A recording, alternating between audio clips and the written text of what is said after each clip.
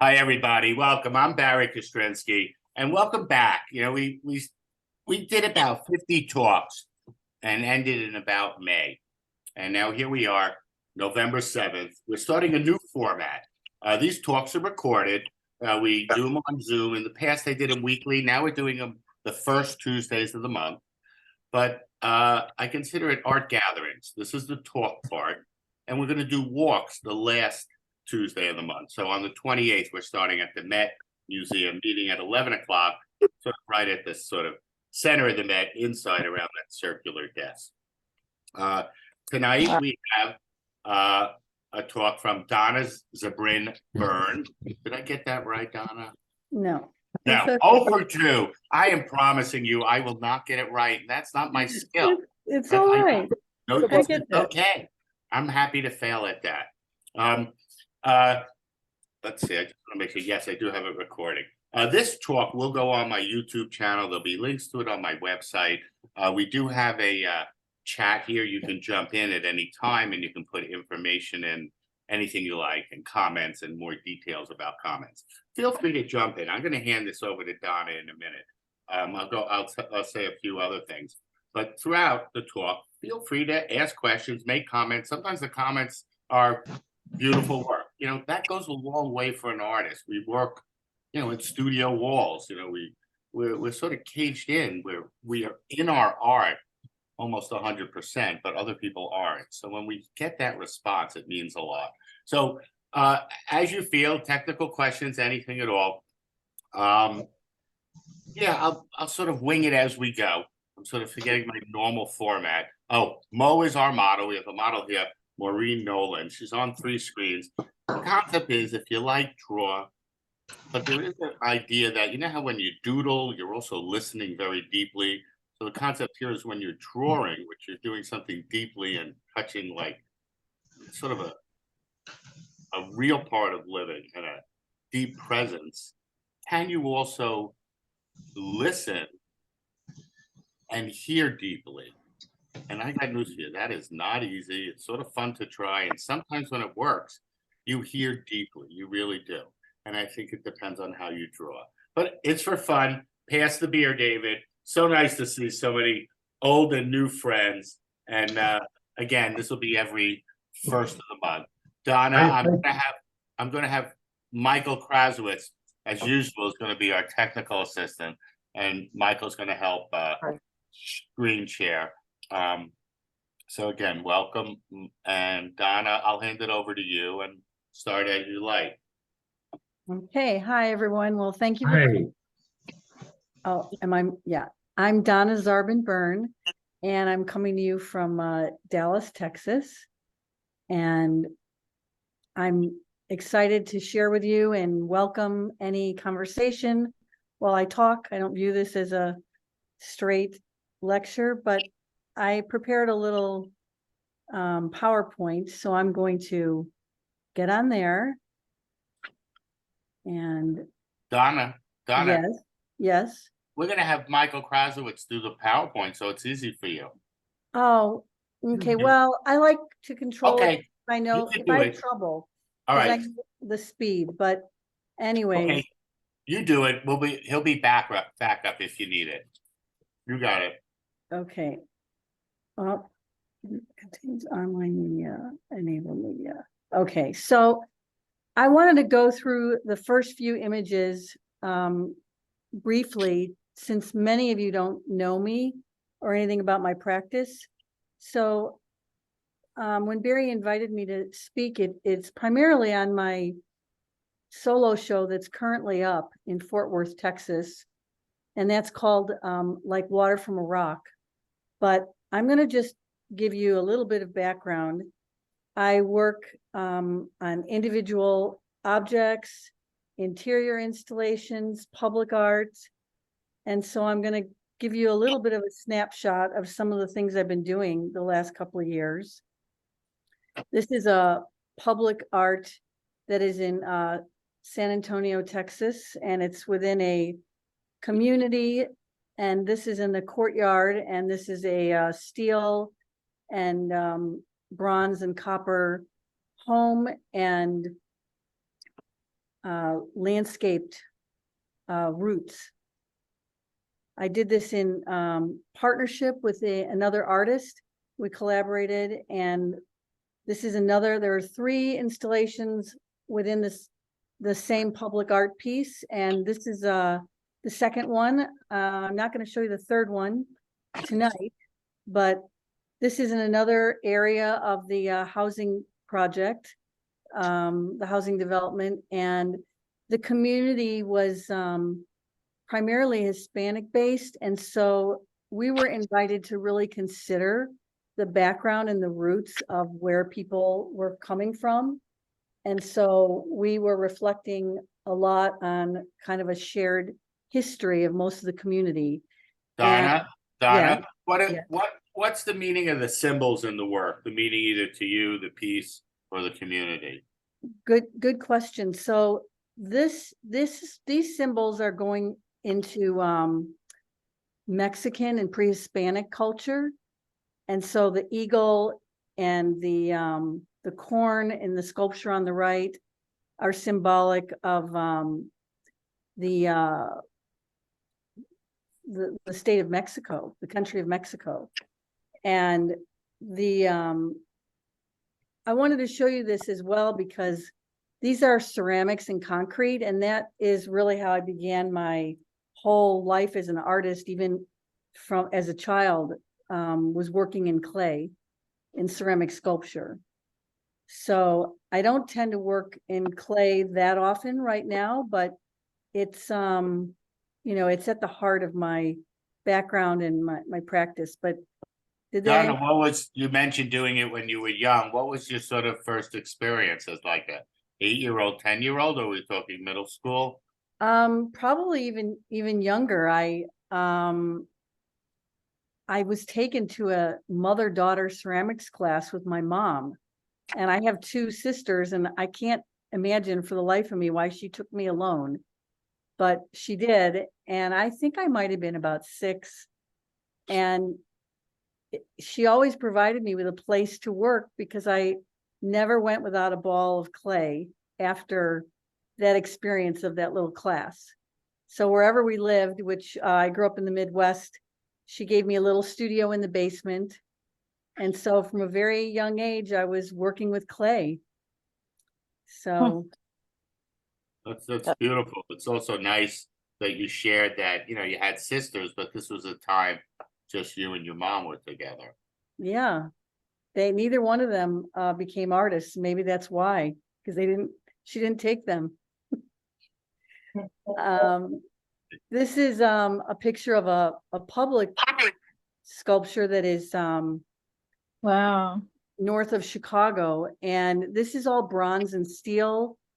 I guess the relationship to clay is that I sculpted all of the elements out of clay, not all of them, many of them, the birds and the pomegranates and the deer, and then made molds of them, and they were cast into bronze. So this is about 18 feet long. It comes off the wall about 16 inches, and it curves. It's in a softly arcing curve. Donna, I know this is a long shot, but are you a fan of early Renaissance and tapestries? Oh, this is not a long shot at all. That's exactly, I was thinking about illuminated manuscripts when I made this piece. So it's very tapestry-like. You're right on target. It's a short shot.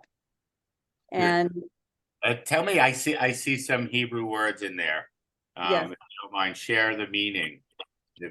So this is a permanent installation that was done for a synagogue, and they asked me to include a particular psalm. So this is a psalm in Hebrew, and I went to the location first and looked at kind of what some of their symbols were of their identity, and they had tapestries with pomegranates, and they were a really art-loving community. And so I made this kind of based on the idea of an illuminated manuscript, and it has all the forms of a pomegranate in all its life cycle, the bloom, the bud, the seed. So that's, yeah, that's what this piece is about. Now I'm trying to find my arrow. I just want to point out, Sarah Honeycutt has said, beautiful, Donna, in our chat group. And Michelle Swendel Regala, I think I got that one right, said, behold the potential power of simple parent-child art education. And, Yes. and yeah, there's a deeper point in there. You know, education at home. Yeah, I Very mean, it important. sounds cliche when people say, well, when did you start making art? And, you know, all children are creative, but for me, that's really is when I started. This is more of a recent installation that kind of reflects more of the materials that I'm using now. This is brass that's soldered and forged with handmade paper and encaustic, and it has also, interestingly, the Psalms are photo transferred onto these paper elements. So I was thinking about it when I put this together as by way of introduction, probably the thing that ties all these different parts of my practice together is the relationship that I feel like I have to place. So the place that something is going, the site, with the public work that's in San Antonio, the content became about the people that live there. And sometimes the site is my own head. It's, you know, emotionally what I'm thinking about. So it's always tied to either a feeling, the work, or a location. So that's kind of the thread that runs through it. And before we get into the installation, I'm just going to show you a couple of my individual pieces. You know, I will say, Donna, as artists, we try and like come up with the one-liner that is the thread that ties. Think of it like a bowl of spaghetti, whole bunch of different threads. They're all good. They make a bowl of spaghetti, and you know, there are many different threads. The real thread is you. You're the thread through all your work. Everything else is you maybe expressing in different times. We're not 21-year-old artists. We're artists that have been around 21 years a few times. And as a result, we've been different people at different times. And so we express, but we've been sort of us. So that's my point. It is hard to see. With me, I'll say it's my brush. If you know my brush stroke, that's in all my work, but that's a little generic. I did want to say, this talk came about as well because Bonnie Leibowitz reached out, made the connection. And I want to say that's an example of our sort of our dormant hive coming together, and with Wendy saying, you know, let's meet. And then it all sort of synchronized together. So I want to give a shout out. Bonnie was teaching a class, so she isn't able to come. And she's also an artist in Texas. So yeah, when we get to my solo exhibition, she also assisted in curating it. So yeah, Bonnie's a big part of my life and my practice. So anyways, this is found objects and photographs and encaustic and forged wire, and it's called Encountering Daybreak. And it was and this really kind of segues into the solo show that we'll talk about, because it started developing from landscape and from place. And here's another one that this was a brass forged and soldered brass landscape, which is a view out of my studio in Haiku, Hawaii, which is on Maui. And I'm working here with handmade flax paper, which is like the yellow, and photographs of the view. And the photographs are printed on paper and silk. And this is about 48 inches long. And the birds are always flying over the jungly mountains by my studio. And so that's kind of something like a bird. But this is continuing on with the landscape. How do you develop your form, Donna? In other words, you have a idea and you move towards it. Do you have materials you play with and they evolve? What's your sort of process?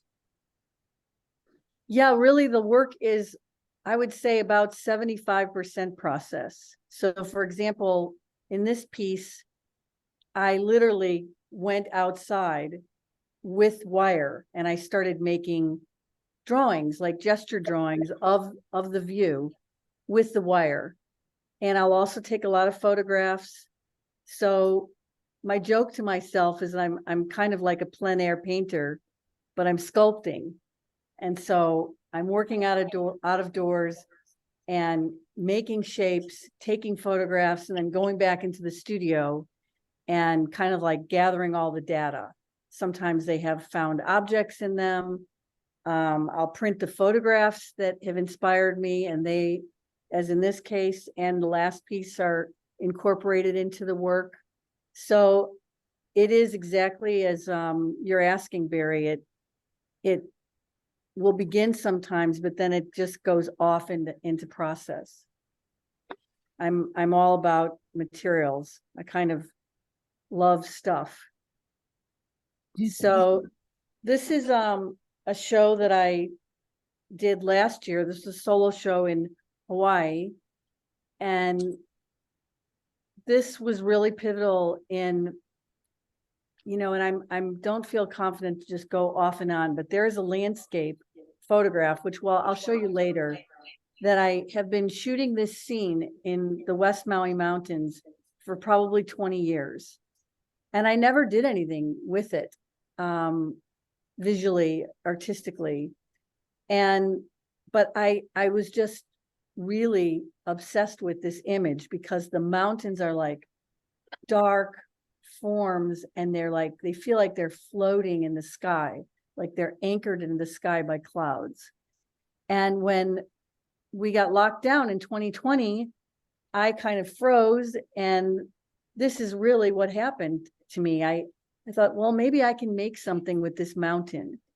And I started putting photographs that I'd been taking for 20 years all over my studio. I stopped everything else I was working on, and I got out ink and fabric and paper mache and silk. And I literally played for a year with just making mountains with all kinds of other processes. And so when I had the opportunity to have this exhibit, this is the result of it. And this is the view. This is about 21 feet long, and it comes out from the wall about 4 feet. And it's silk and encaustic and paper mache, and there's clouds that float that are kinetic. So this led up to the show that I'm going to talk about now, which is like water in a rock. Donna, just as an aside, as a joke, when I see you doing the mountain and the whole room is filled with the mountain, I gotta think of Close Encounters and Richard Dreyfuss with his mountain and his obsession and his drawings, which is a rare example of seeing like almost someone does have back feed. So if you have two on, maybe just shut one mic off. But yeah, it's just a funny thought. But artists do, like you said, you get to a spot, you like it, you do it for 20 years or 10 years. It's hard to say what you like and what becomes familiar, but I know the experience because that's what I do in plein-air painting. I kind of surprised myself because although my work has been nature-based for years, it never was landscape-based. And now it's sort of like all about the landscape. So I've had to take a few steps back and ask myself, well, where do I fit into that tradition of landscape painting, landscape as subject? So yeah, it's been kind of a journey, and I'm still on it. I'm gonna play this for you. Hopefully it'll look okay and it'll play. This is just a walkthrough of the exhibit. Oh, I didn't put it on mute, but when you enter, it's kind of like a portal. And these are floating, the mountains are floating. And this is an aerial photographs that are sculpturally handled that are on the floor.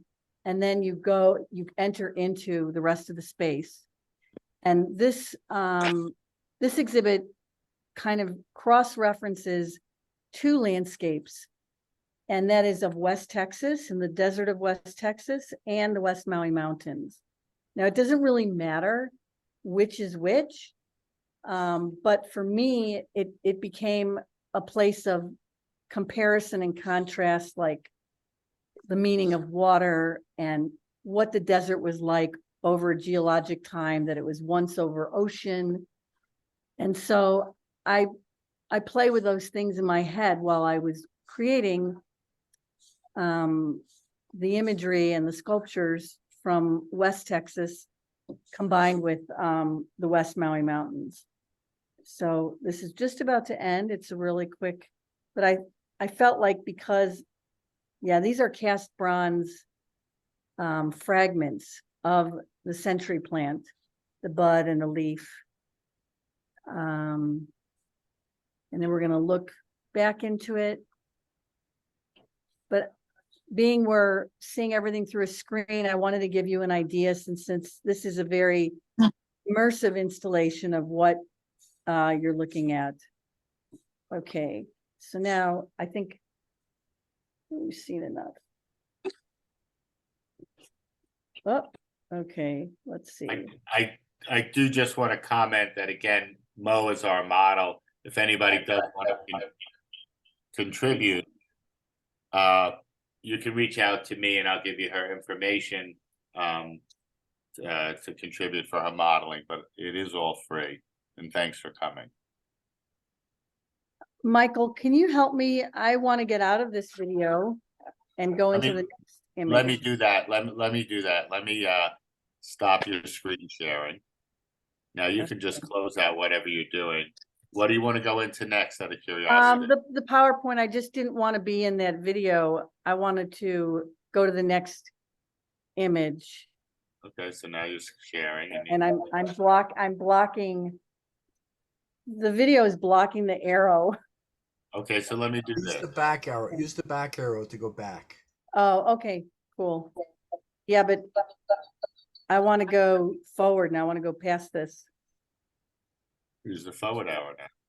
Right, just hit the My video is covering it. The arrow. hit escape. Hit escape. Ah, perfect. No, didn't That do was it. impressive, Michael. That's escape. That's a real escape. I didn't think that was. Okay. I mean, I can share if you want from here. Donna, why don't you let him share? Okay, and then cool. You can pick it up again. Yeah, Okay. Thanks, Michael. Thanks.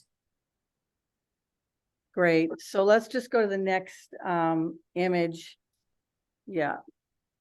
Okay, go into this next image. There's two of them. Perfect. So this is your view looking into the gallery. And I was playing with space, aerial views, being underneath things. This is a sculpture of an ocotillo plant that is suspended from the ceiling.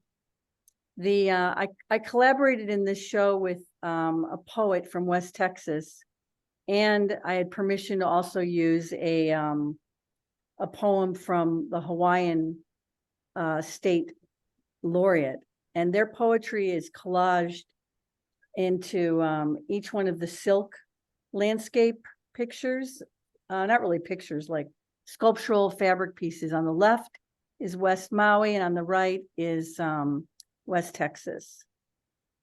So, and the photographs, this is a 15-foot in length floor piece that were taken by my friend and phenomenal photographer. He shot them all from a helicopter. His name is Carl Yoshihara, and he is on Maui. We can go to the next picture. Oh, this is just a little bit of a detail of the floor piece. The, You know, Uh, that's, Donna, that's a beautiful photo, and I know how hard it is to photograph installations and capture a feeling, but that's Yeah. some photo. Yeah. yeah, once it's all down, installation, it's very ephemeral. You have to have decent documentation, but this was a digital collage of many photographs that were arranged on the computer, and then they were printed onto like a kind of like a wallpaper. And it was so big, I had to find a place to make this, because if I put this on the floor in my studio, I wouldn't have been able to do anything else. And I couldn't find a place. So I rented a storage unit, and had to like, when they finally realized I was actually working there, I was done. So I spent about Yeah. Well, people were coming up for their restaurant orders at your storage unit. right. So anyways, the story. And originally this was going to be flat. This was going to be something that was walked on. And there I used like an acrylic resin on top.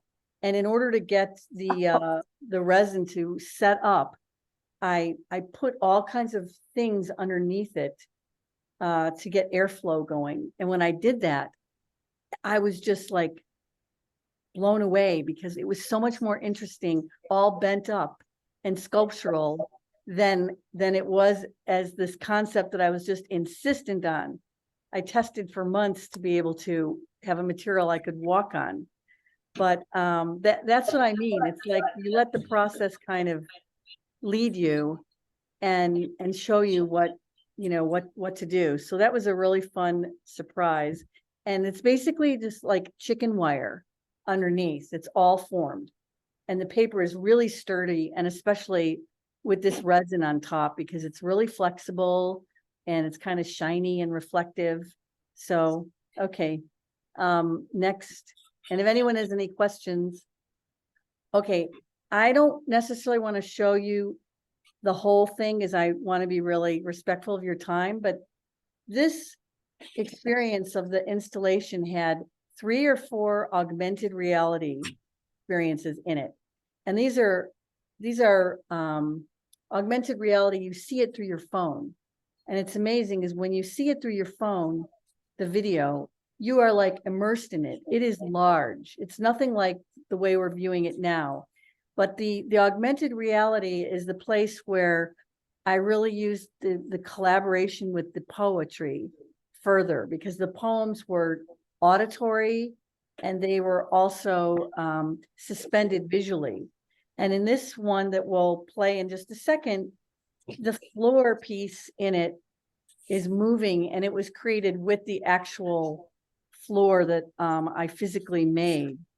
And when you're walking, when you're going in this augmented experience, like you're walking through the sides of a mountain, but the mountains and the clouds in there are the actual space. So it kind of all melds together, this virtual experience with the physical experience. And this is something that I'm very interested in. And Michael, could you push play on this? I don't know if this is a video. I don't see a play. It is a video. What happens is, in screen sharing, you have to enable, every time I was on Zoom, you have to enable the media up there where it says video at the top. But the first one played, so why this one? Or Donna, do you want to try and put it on yours now? Open it on yours to that screen? Yeah, and if not, we can come back. Let's see. Okay. Yeah. Screen share. Yeah. Donna, I'm trying to figure it out. You know, what brought you to be immersed in nature and mountains and doing what you're doing? I want to ask, like, did you go hiking at age 6? Yes. No, did I go? Well, I mean, I'm not for this work. I really spent a lot of time hiking starting in 2020, because that's really what we did. And so the photographs from Maui combined with the trips that we took during 2020 began my journey into dealing with landscape. And so when I heard I was going to have this show in Texas, I purposely went out to West Texas for 10 days. And I have some pictures next. They'll show you. I immersed myself in the landscape and made drawings and molds of mountains in order to prepare for the show. So yeah, hiking has been a key component of the work. Barry, that's a great question. So let's see. Oh, here we go. Good going, Donna. Escape from North Chihuahuan desert with an appearance like a ridge Kind of quiet. low with void with dark shrubbery. No, Barry. In this desert, my son is learning object permanence, Right. of sight, which make symbol what's unseen, for which it's Okay, so you guys get the idea? Okay, we'll Every once in a while, I do mute somebody because I try and figure out what the background noise. So my apologies. You can always unmute yourself as well. no, I mean, you get the idea of, I'm not gonna have us sit through Oh, the whole video. Yes, no, I was just saying to people, yes. Yeah, we do. It's sort of obviously to get augmented reality through a video screen.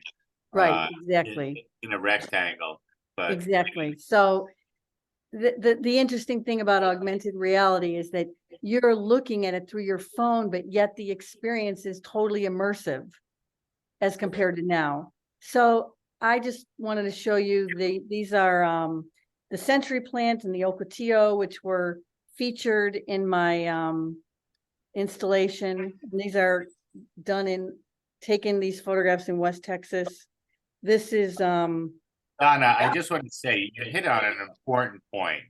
So yes, it's immersive, augmented reality, but it's augmented. So I guess the question becomes: there's an image of you out in nature. That's a real image. You're in real nature. We can set up augmented reality with candy canes coming down, and maybe you even get to eat them and you don't get diabetes. But not to let out too much personal stuff here, but the point is that, I mean, everything goes, right? I've had ice cream that it's like flavor of an herb that you cook with. So anything goes in the art world, but somehow it seems like I lose the visual experience, or I'm getting I don't know. It seems like it's augmented reality. It's not real in a way. Now, I'm assuming you're totally engrossed and enjoy it. So, this is my opinion. That's all well, it is. when you're there, and I think that's fair. There's plenty to be suspicious of with AI and augmented reality, but really, ultimately, what I'm doing is I'm not making something that is like what I saw. I'm trying to create a sensate experience, a sensuous, a feeling of what I got while I was there. And the augmented reality contributes to that. So that is a really interesting point and something I've thought about. But and the thing about it is, if you don't want to turn it on and you don't want to do it, the physical work has to stand on its own and be enough if you never download, the QR code. So you can augment or not. And I won't stay long on these. This is just a detail of the photograph. Oh, you know what? This is the photograph that started it all. This is the picture of the West Maui Mountains floating in the clouds. And it has a poem written in it, which I'm going to show you again, because the poem is by the Hawaiian State Poet Laureate. And she wrote a poem called Po. And it was all about what Hawaiian Islands were like before the land was tamed. And while I was working on this installation, Lahaina burned to the ground. Maui was on fire, and I was deeply struck and moved. And so the augmented reality in this case really captures the destruction, but the natural destruction and the beauty that came out of the activity that took place. And it was my way of dealing with grief as well. This is a landscape in the West Texas, and the poem that you heard on the augmented reality is collaged on silk in here. Okay, so we won't listen to the whole thing. This is another augmented reality about the Hawaiian Islands and their birth. Before the land was tamed by industry, the oceanside resorts and pineapple plantations. Before the cane knife's rust, the dark time of sickness, the calm of cannons, the bitter waters drunk. Before the metallic salt of blood, the rain emptied into rivers. Yes. The winds carved it. valleys and mountains. Before the earth spurted fire, burst islands, her churning magma and her inner core of iron. Before the stars dwarfed, their coronas ignited. Before the centripetal spin of galaxies, the unwinding gestures of time and space. Okay, thank you. I don't want to, Yeah. but you get the idea. The poem was just so moving to me. And by listening to it, people don't always read. And by seeing this imaginary space in time of what Hawaii was like before the land was tamed. And so augmented reality was the perfect vehicle to bring these sentiments in. This is another individual sculpture that was in the show. It's made out of very similar materials that I've been talking about, photographs on silk and wire. This one is an actual century plant, and they are all over West Texas. And this plant, they die after they bloom once. And so I kind of like brought this piece back to life by patining it. It's got gold leaf on the flowers, and I should have put in, oh, here's a little slightly closer shot. So Don, I do want to jump in with a few of the comments. Michelle Schwenigal Regala said, love the evolution of the landscape floor presentation with the resin and the work he separated from the wire armature to roll up for travel. I imagine not. Wait, what was that? I didn't In the earlier work where you used the wire armature and the resin, you couldn't separate them for travel and roll it up. no, that whole the wire armature comes off of the floor piece, and the floor piece rolls up. Oh, okay. It all rolls. It's still kind of big. It is unwieldy, but no, the wire armature is not permanently attached to that floor piece. Oh, okay. And Jenna Lass says beautiful and thoughtful work. Lily White has a question. Where is the text on the plexi above it? I'm not sure of the image, but yes, we haven't been able to get some of these images full screen. Where's the text? What's the question? Where is the text? Where's the text on plexi above it? It was the augmented reality piece. Okay. The first one. The first augmented reality piece, the text was made digitally. It was like floating inside of the mountain when you walked through it. So you were walking visually on top of the aerial photograph, looking down, and then you were walking through it and the poetry was floating. The only poetry that exists in real time, physically in the exhibition, is on silk collaged onto those two wall pieces when you entered the show. Everything else was virtual. Okay, thank you. You're welcome. It's Okay. very lovely. I appreciate that. So this piece, these were being made, and my friend here is on, Lori Goodman. I got back into paper making intensely for this show, and the Ocotillo is made out of paper, but this is paper on wire, and these were gesture drawings from the Chihuahuan Desert, and all of the paper, the colors are coming about naturally. And what I mean by that, it's rusting steel that gives the migration of the orange tones, and the greens are from copper wire that are oxidized. So a lot of the process that I used in these pieces were mirroring what I saw in the landscape. And the stump, the stump has got a piece of bronze in it, and I'm going to show you. Well, let me go back. So here's just me making the wire drawings of those mountains that you saw on site. That's kind of typical of how I've been working. So this stump, there's bronze pieces all over on the floor and on the wall, and the bronze pieces are kind of like emulating water. And I was using hot molten metal, bronze, to pour to form water. And it was my way of like working through the grief of the fires on Maui and trying to take this destructive force of fire and make something beautiful out of it.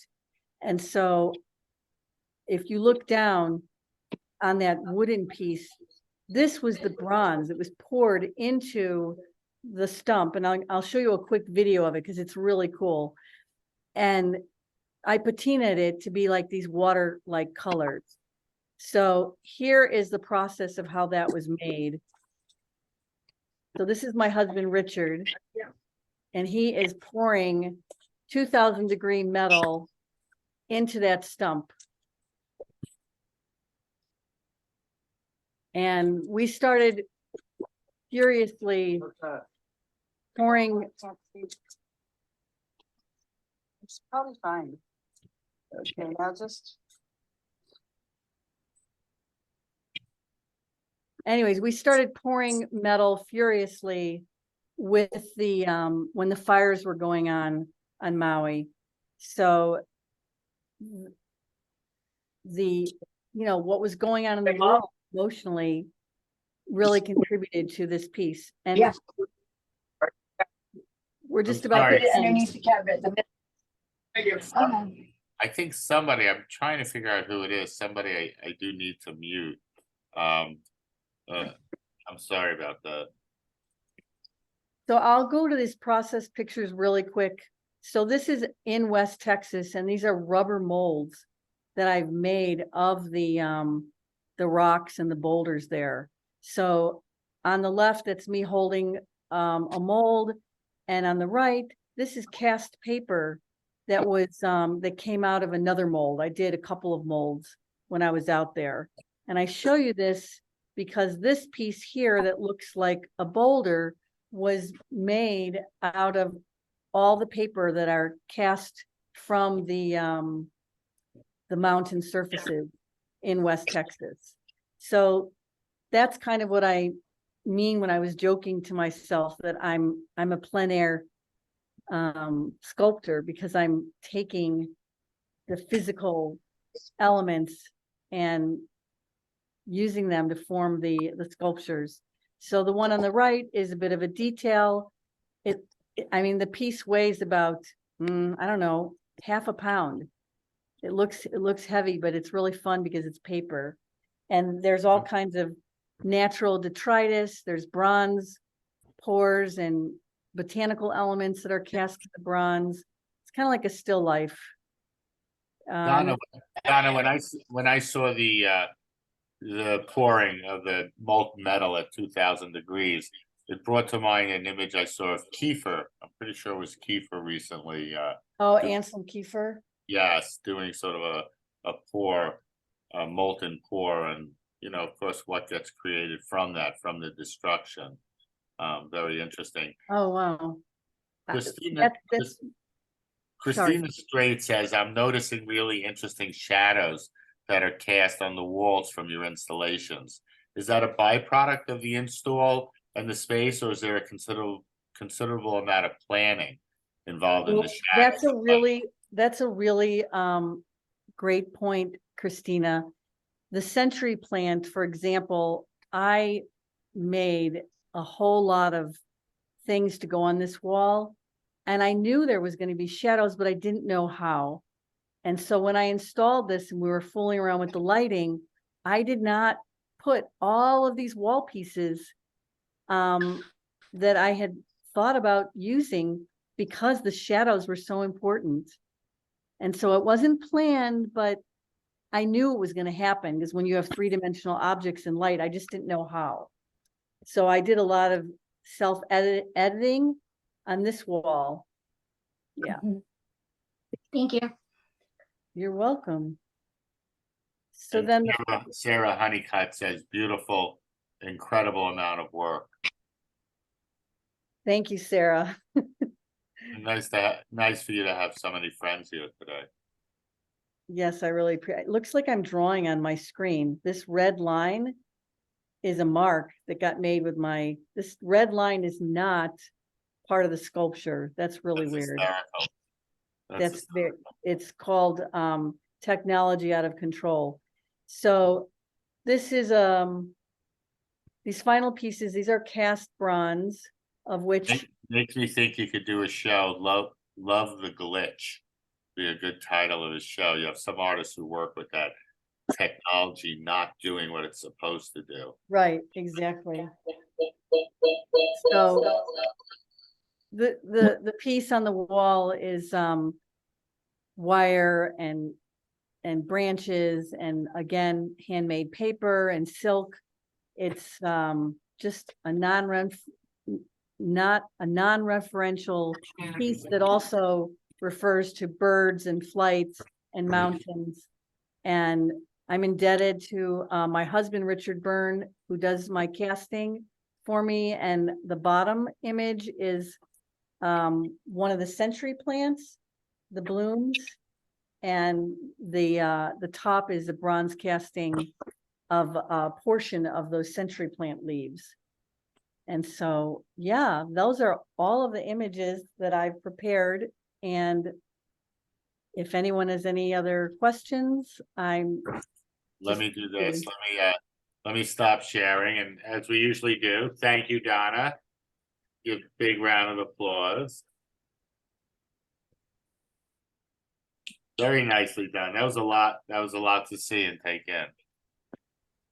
Oh, and I do want to add, there was one other poet. It's just that the videos were too long, but there were haiku poems that were written for me from a poet and a writer on Maui, and her writing was in each show.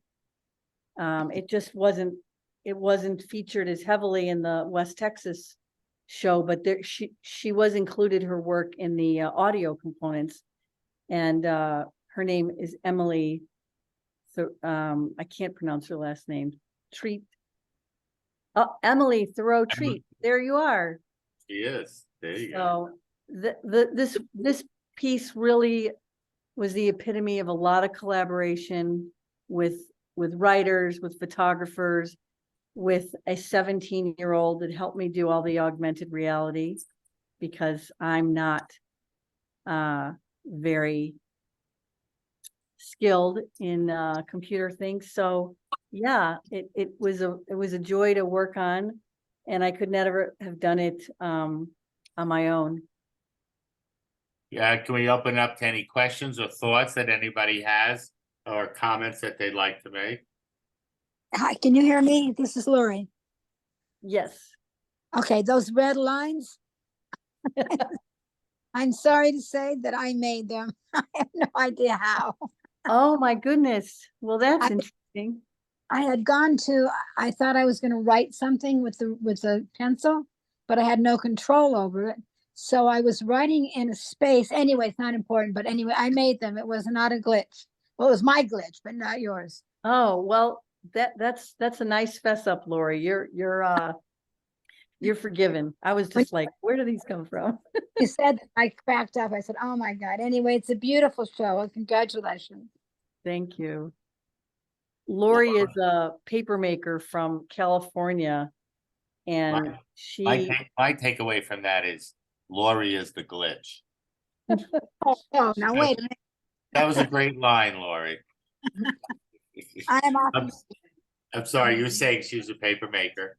Lori is a fabulous paper maker, and Lori consulted with me a lot because crazy me, I decided to dive into all kinds of techniques that I hadn't done ever the same way or having done exactly. It was a big learning curve that I was doing for this show for some of the works. And Lori, it was a pleasure to get to know her, and she helped me immensely with the paper making across the miles, as she's in California.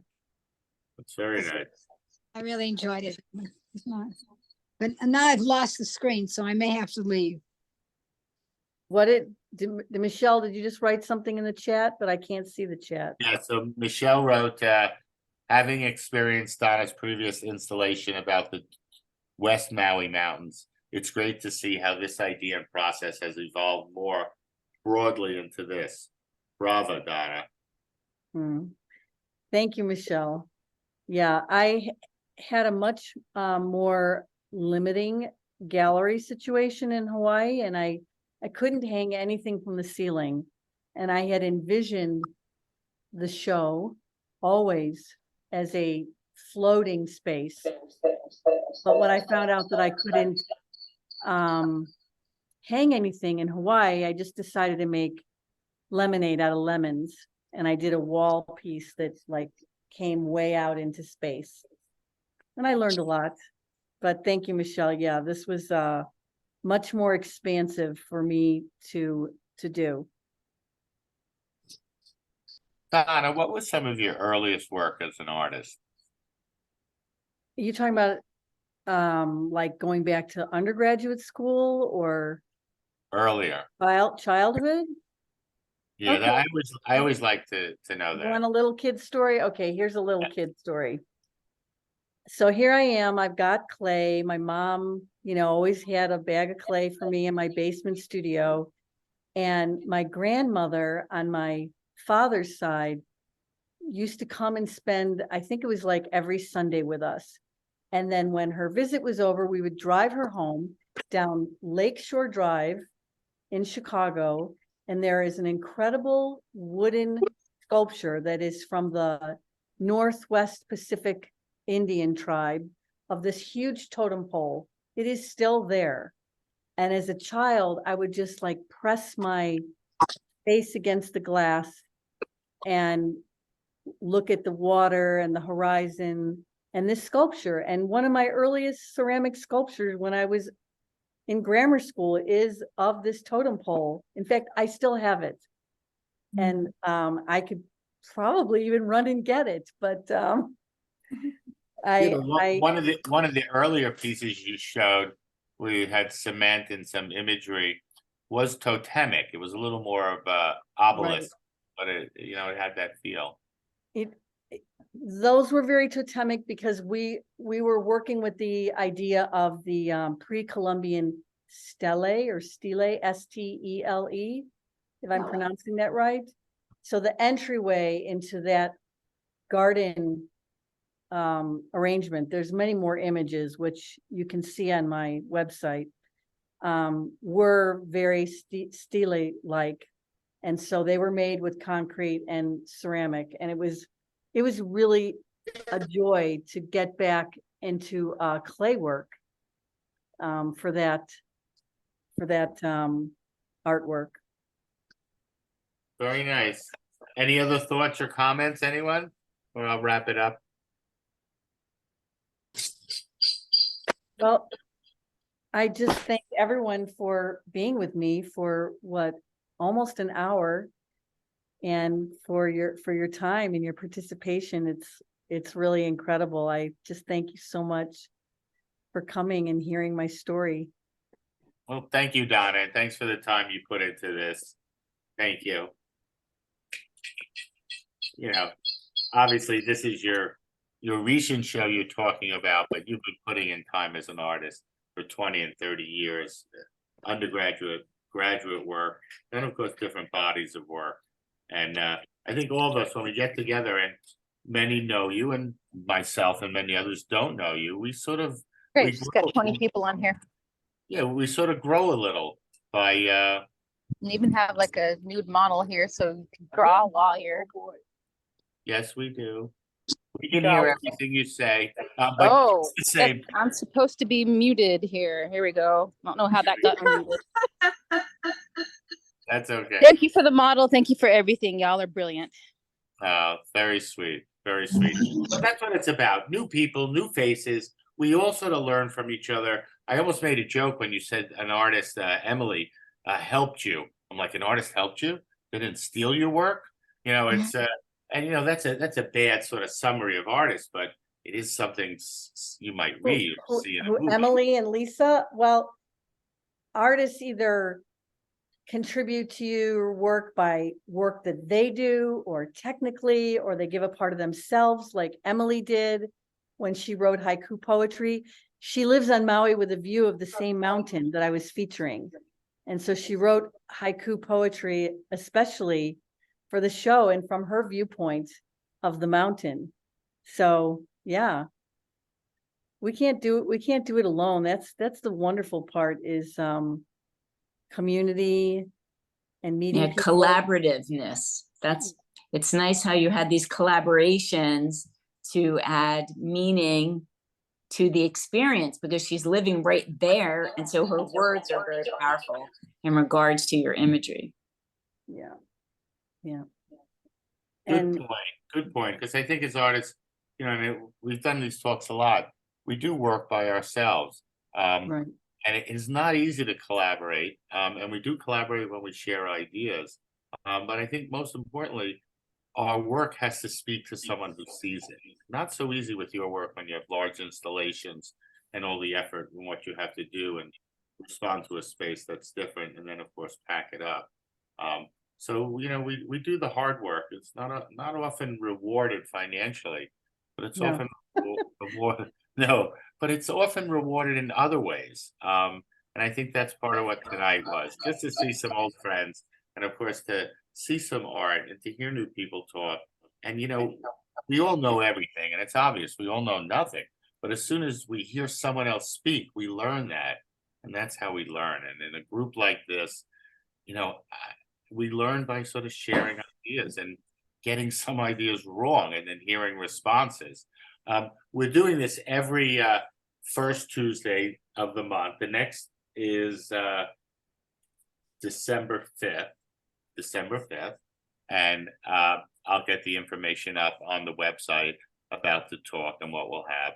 And last Tuesdays of the month, November 28th, we're going to meet at the Met. Spread the word. And as far as these talks go, let's all spread the word. It's everyone and anyone's invited. I know some collectors I spoke to today. Maybe they'll come along. It's always nice to have a mix, and we'll have a lunch, something like that. Again, Donna, thank you for your time. Michael, as always, thank you for your help in a pinch. And Donna, I see how you both worked it really well. And Maureen, those were some really hard poses on some angles, and I like that. And that was challenging. And trying to draw you on a screen that's this big, it is real fun. It is, you know, and you're foreshortened and everything. I'll post some pictures, but you know, after I've been drawing landscape, I tend to draw plein-air, you know, trees. Yeah, I know that. And this is getting back to the figure is a lot of fun. And of course how I draw it. So thanks everybody for coming. What a nice group. David Gregory, holler out, love the beard, buddy. And everybody, thanks for coming. It'll be up on YouTube in a day or two, and I'll send links to Donna. I'm going to stop recording. Let's see, stop recording.